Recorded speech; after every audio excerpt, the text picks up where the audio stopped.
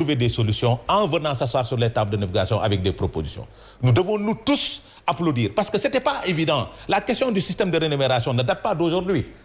Après le rapport, ce n'était pas évident. On ne pensait pas que l'État allait accepter de venir avec s'asseoir autour de la table de négociation. Mais c'est parce qu'il y a eu ce mouvement de grève. Oui. Il y a eu cette paralysie du système éducatif. Il y a une avancée sur la question, madame. Il faut que nous l'acceptons. L'État a fait des propositions concrètes pour régler la situation. Maintenant, il faut que les syndicats, nous, acteurs que nous sommes, qu'on accepte cette situation, continuer à la négociation pour sauver, pour penser. Très bien. Oui. Aux élèves. Alors, M. Bahoum, vous n'étiez pas tout à l'heure d'accord par rapport à M. Fall. Moi non plus. Bon, oui, on viendra. Je pense que... Je commence par M. Bahoum. Je pense que j'ai un problème avec M. Fall. Lequel? Dernièrement, tout de suite, il a dit on ne pensait pas que l'État allait venir pour faire des négociations sur le système de rémunération. C'est dommage, M. Fall. Comment un État responsable puisse commanditer un rapport d'études. Mais Bahoum, s'il vous plaît. Mais laissez-le terminer, M. Fall. S'il vous plaît. Laissez-le terminer. Moi, je n'ai pas dit à moi. Vous avez dit l'État. Allez-y. Vous avez dit de l'État. Oui. Comment l'État, aussi responsable, qui a commandité un rapport d'études sur le système de rémunération, oui, pour lequel il a dépensé plus de 650 milliards. Millions, autant pour moi. Oui. Aujourd'hui, M. Fall se trouve devant les Sénégalais pour dire on ne pensait pas que l'État puisse revenir pour parler du système de rémunération. Je suis désolé, M. Fall. Quand même, vous parlez de quel État? Ce n'est pas l'État qui aurait commandité et qui aurait même donné une mission à l'IGE pour aller véritablement faire des études complémentaires sur le système de rémunération. Nous sommes désolés. Ce que nous voulons dire, c'est que M. Fall, je pense que la question, elle est très claire. Vous n'avez pas été à la rencontre. Voilà nos plénipotentiaires qui ont assisté à la rencontre. Nous sommes sur l'exactitude des chiffres qui ont été proposés par le gouvernement. Et à partir de ce moment, nous avons dit qu'il y a inconformité entre ce que le gouvernement nous a dit pendant la séance et ce qu'il vous a donné, vous, journalistes. Mais M. Fall, ce qu'il veut dire, c'est que les syndicats d'enseignants auraient pu au moins lâcher du lest dès l'instant que le gouvernement a montré une volonté de faire résoudre cette crise. Ce que je voudrais vous dire. Oui. Cette question ne date pas d'aujourd'hui. Tout à fait. C'est une question qui a été négociée en 2014, renégociée en 2018, pour laquelle l'État du Sénégal a signé des accords le 30 avril 2018 avec les G7. Nous sommes d'accord. Et donc, de ce point de vue, nous avons attendu, l'âge d'attendre de 2018 à nos jours, l'État n'a pas bougé et donc les enseignants, en tout cas, ont été forcés, en tout cas, à pousser le gouvernement à aller... L'État s'était donc engagé à corriger le système de rémunération. Oui, ça a été un accord vraiment signé. Ça, c'est le verbe du président de la République. C'est son verbe. Ce n'est pas le verbe de Ndongo Sarr ou de Tamsir Bahoum. Oui. C'est le président de la République même qui a dit, quand même, qu'il est d'accord qu'il y a des injustices, en tout cas, qui frappent le système de rémunération. Et donc, il faut aller vers la correction. Mais je dis ici, mais les conclusions, les recommandations, si on les suivait, l'État n'allait pas se lever un jour pour augmenter des indemnités faramineuses à certains corps de l'administration, tout en laissant véritablement les enseignants qui aujourd'hui ont été indexés par le système, par le rapport d'études. Oui. Voilà ce que je voulais dire de cette question. Oui, très rapidement, M. Sarr également, vous aviez quelle précision à faire par rapport au propos de M. Fall? Relever une chose. M. Fall a parlé tantôt d'enseignants colorés. Lui, il est coloré. Il l'assume.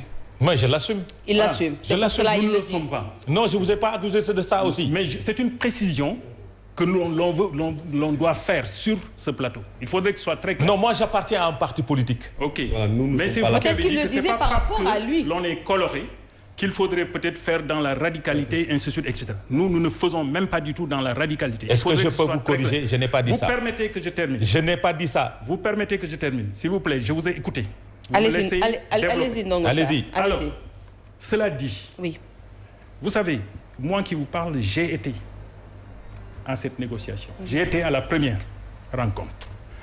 Et vous savez, le problème que nous avions, Bahoum le rappelait tantôt, il ne date pas d'aujourd'hui.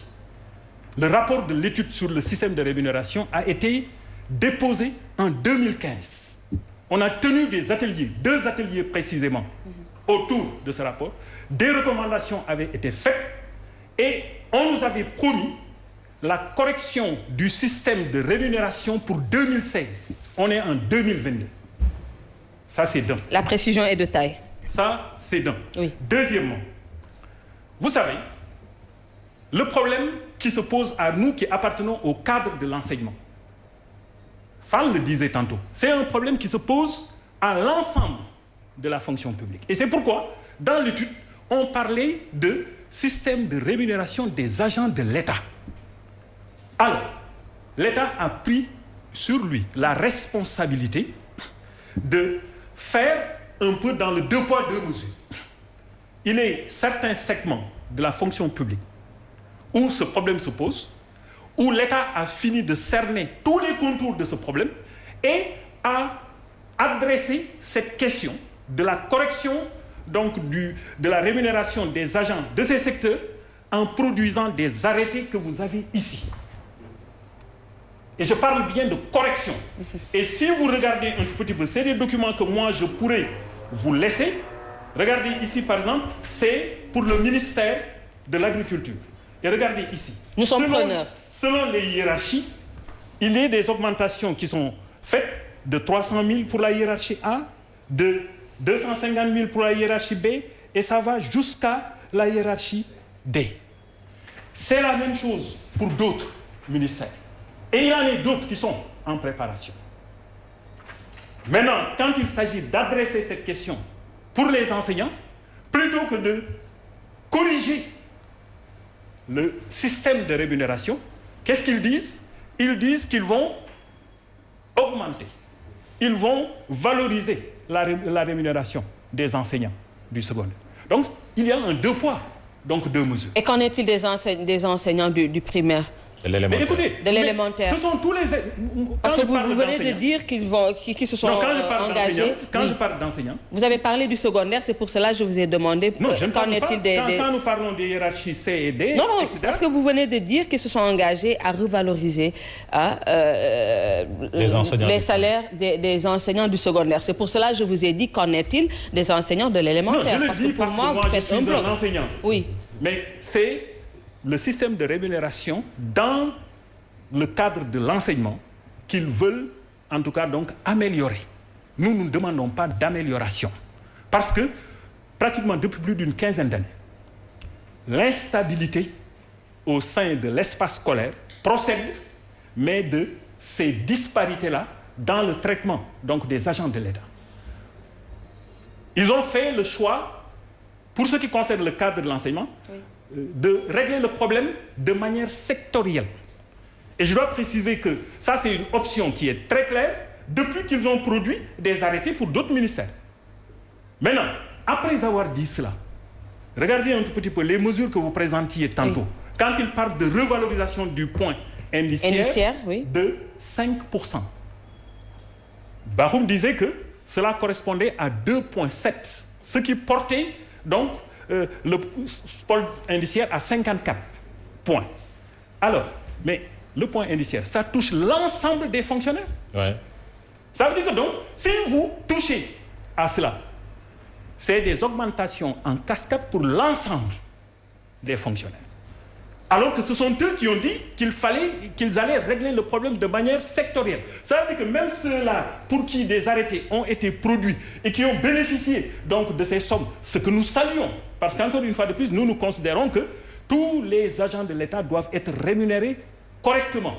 Donc nous saluons cela. Mais j'ai dit, même ceux-là, ils vont bénéficier des augmentations qui sont annoncées. Donc si vous prenez les rubriques du salaire,